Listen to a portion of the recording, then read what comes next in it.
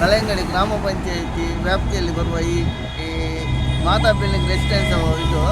ಯಾಕಂದರೆ ಇಲ್ಲಿ ಅವತ್ತು ತ್ಯಾಜ್ಯ ನೀರು ಹೋಗಲಿಕ್ಕೆ ಜಾಗ ಇಲ್ಲ. ಇವಾಗ ಒಂದು ಮೇನ್ ರೋಡಲ್ಲಿ ಬಿಡ್ತಾ ಇದ್ದಾರೆ ತ್ಯಾಜ್ಯ ನೀರು. ಆ್ಯಕ್ಚುಲಿ ಮುಂಚೆ ನಮ್ಮದು ಹೊಂಡದಲ್ಲಿ ಹೋಗ್ತಾ ಇತ್ತು, ಸೊಳ್ಳೆಗಾಟ ಮತ್ತು ಹಾವು ಎಲ್ಲ ಬರ್ತಾ ಇದ್ದರೆ ನಾವು ಅದು ಬಿಚ್ಚಿಬಿಟ್ವಿ.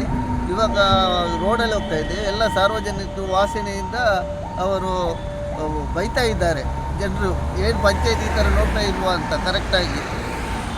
ಇದಕ್ಕೆ ಸೂಕ್ತ ಕ್ರಮವನ್ನು ಈ ಸಂಬಂಧಪಟ್ಟವರು ಸಹಕರಿಸಬೇಕಾಗಿ ವಿನಂತಿಸುತ್ತೇವೆ ನಾವು ನಾಗರಿಕರಾಗಿ.